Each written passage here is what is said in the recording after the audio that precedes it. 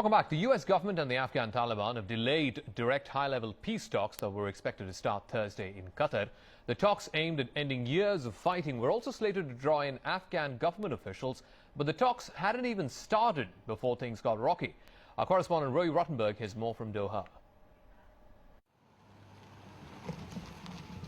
A single car pulling up to what should have been a full house. Earlier in the day, black SUVs, likely belonging to American security personnel, were also here. But the ambassador they were supposed to be carrying didn't show. He was due to meet Taliban representatives for their first direct, open, high-level meetings with the U.S. since secret discussions began here in Qatar 2 years ago. Those talks still may happen, officials say, but not before some flames are put out. It all has to do with this. The new Taliban office opened here on Tuesday, under the name, the political office of, quote, the Islamic Emirate of Afghanistan.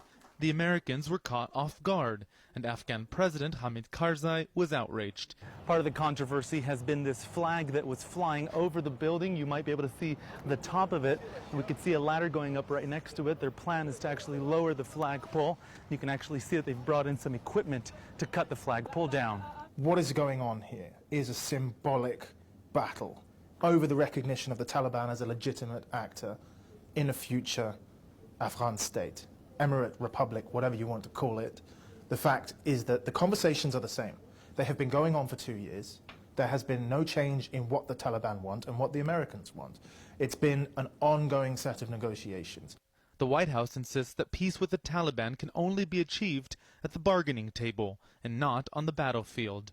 The Taliban has its wish list too. It says it wants the Guantanamo Bay prison closed, the detainees there released, and all, quote, foreign invaders out of the country. Until then, no ceasefire. It's been more than a decade since the U.S.-led coalition of forces invaded Afghanistan. Now, after thousands of lives have been lost, a new chapter might be written. That's if the parties can start writing. Roee Ruttenberg, CCTV, in Doha.